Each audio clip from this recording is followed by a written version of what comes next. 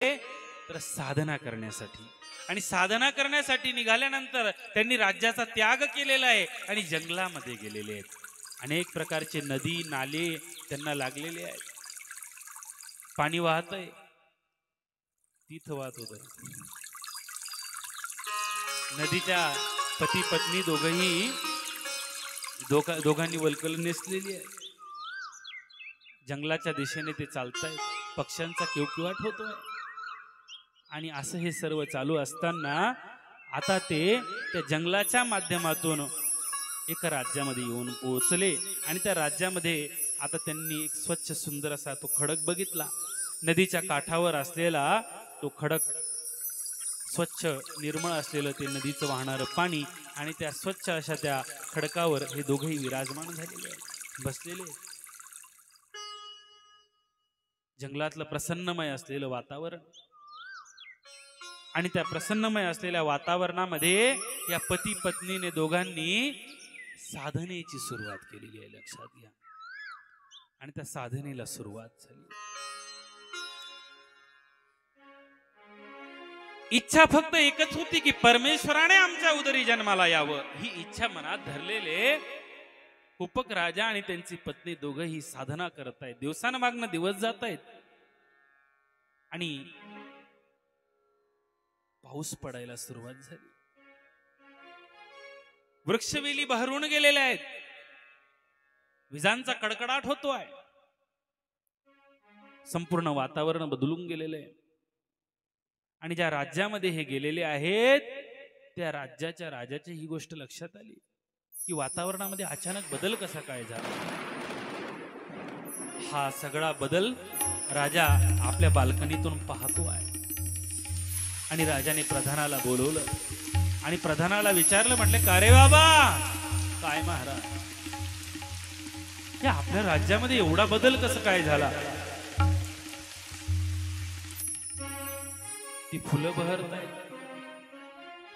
फळं बहरत आहेत, नदीला पाणी वाढलेलं आहे, वृक्ष वेली बहरून गेलेले आहेत, प्रसन्नतेचं वातावरण त्या ठिकाणी निर्माण झालेलं आहे. या मागचं कारण काही शोधलं का तू. हो महाराज, मी याचा अगदी पूर्णपणे तपास करून आलेलो आहे. प्रधान हुशार होता. प्रधानाने सांगितलं, महाराज, आपल्या या राज्यामध्ये, या समोर असलेल्या आपल्या या राज्यातल्या या जंगलामध्ये एक पती आणि पत्नी, कुणीतरी संन्यासी त्या ठिकाणी आलेले आहेत आणि त्या ठिकाणी दोघही पती पत्नी तपश्चर्या करतायत, साधना करतायत. त्या राजाचं नाव होतं सुपक राजा. त्या राजाने विचार केला की अरे, त्यालाही पुत्रप्राप्ती झालेली नव्हती, तोही निसंतान होता आणि त्याने आपल्या पत्नीला सोबत घेतलेलं आहे. आणि सोबत पत्नीला घेतल्यानंतर पत्नीला त्याने सांगितलं की, म्हटले, आपल्या या जंगलामध्ये कुणीतरी तपस्वी, कुणीतरी पती पत्नी, कुणीतरी संन्यासी आलेले आहेत, आपण जाऊ त्यांचं दर्शन घेऊ. दोघही पती पत्नी निघालेले आहेत. द्रव्य घेतलेलं आहे, सोनं हिरे माणिक मोती सगळं घेतलं, अन्न घेतलेलं आहे आणि फळही घेतलेले आहेत, पूजेचं सगळं साहित्य सगळं काही घेतलेलं आहे. आणि दोघही पती पत्नी, सुपक राजा आणि त्याची पत्नी, दोघही निघालेले आहेत, ते जंगलामध्ये आलेले आहेत. आणि त्या जंगलामध्ये आल्यानंतर या दोघही पती पत्नींच्या, कुपक राजा आणि कुपक राणी दोघांच्याही पाया पडलेले आहेत.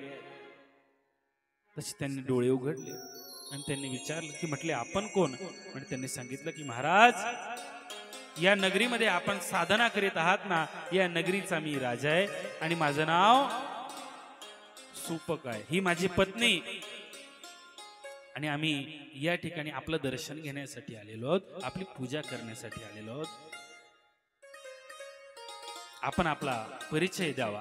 त्यावेळेस सांगितलं की, हे राजन, आम्ही सुद्धा राजेच आहोत.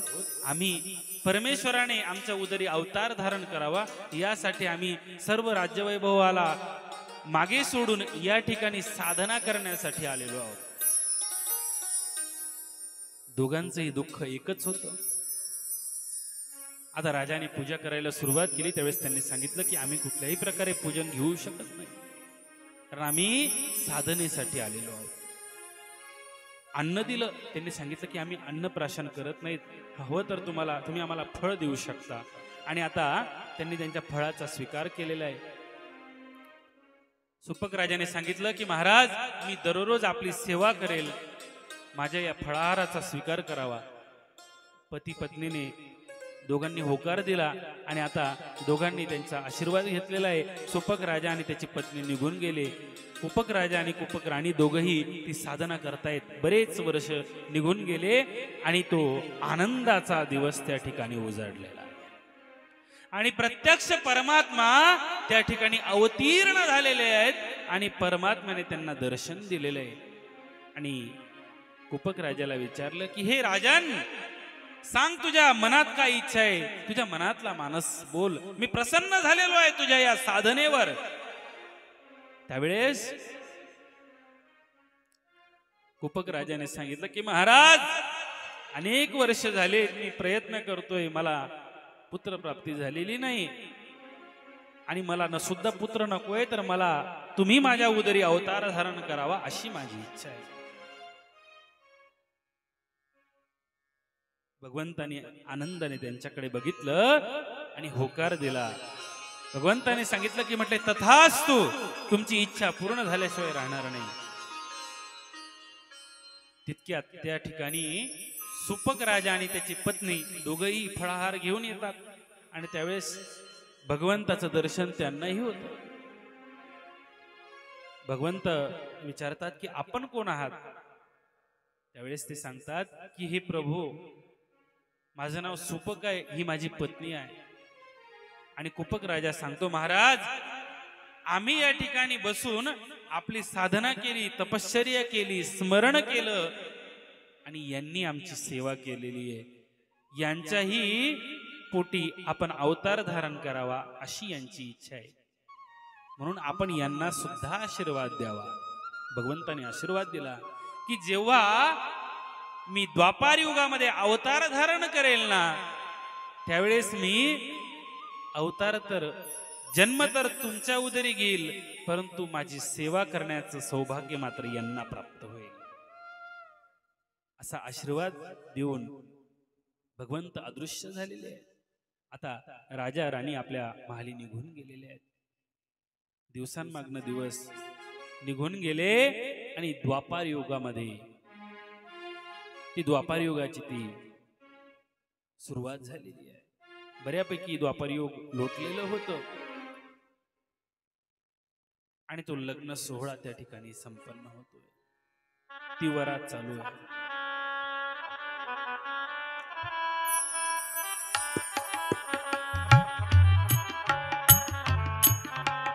तो लग्नाचा सोहळा त्या ठिकाणी पार पडतो आहे.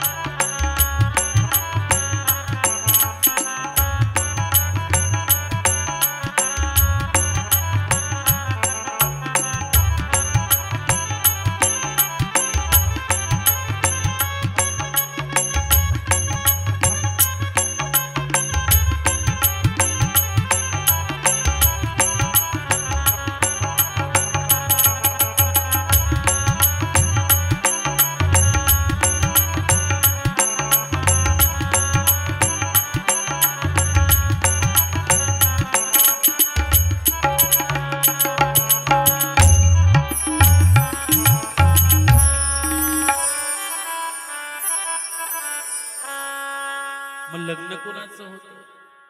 लग्न होतं वसुदेवाचं आणि त्या देवकीचं. शूरसेन पुत्र वसुदेवाला ती देवकी देण्यात आलेली होती. मंडप टाकण्यात आलेला होता, समाज जमा झालेला होता आणि तो लग्नाचा नयनरम्य असा सोहळा त्या ठिकाणी संपन्न झालेला आहे. लग्नाचा कार्यक्रम संपन्न झाला आणि ती लग्नाची ती वरात आता ती निघालेली आहे.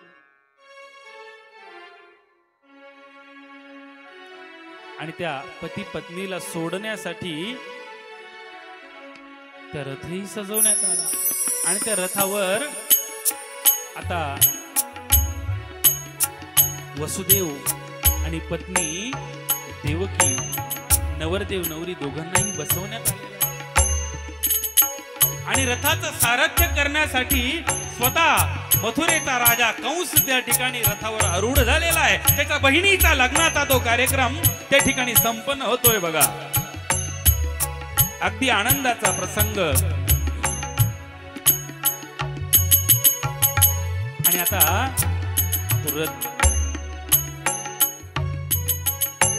ती मिरवणूक पुढे चालली. तिन्ही लोकीची देव पुष्पांचा वर्षाव करण्यासाठी आकाशामध्ये एकत्र झालेली आहेत आणि मुंगीच्या पावलानं ती मिरवणूक पुढे सरकते आहे.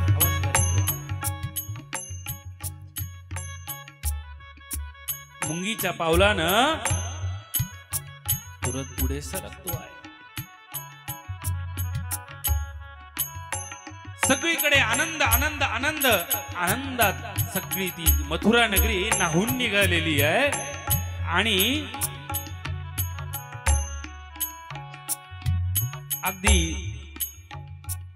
त्या दुधामध्ये विरजन पडावं अगदी अशाच पद्धतीने त्या आनंदामध्ये एक विरजन पडलेलं आहे बघा. आणि मोठा असा आवाज झालेला आहे, भला मोठा आवाज झालेला आहे, प्रकाश पडलेला आहे. एक कंसा वेडा सारथ्य कुणाचं करतोयस रे? तसं कंसाचं लक्ष वेधल्या गेलेलं आहे. सगळ्यांचं लक्ष वेधल्या गेलं. सगळे त्या आकाशाच्या प्रकाशाच्या दिशेने बघू लागलेले आहेत. अरे बघतोयस काय वेड्या? कुणाचं सारथ्य करतोयस रे? या वसुदेवाचं, या देवकीचं, यांच्या उदरी येणार 8वं मूल तुझा काळ होणार आहे, तुझ्या मृत्यूला कारण बनणार.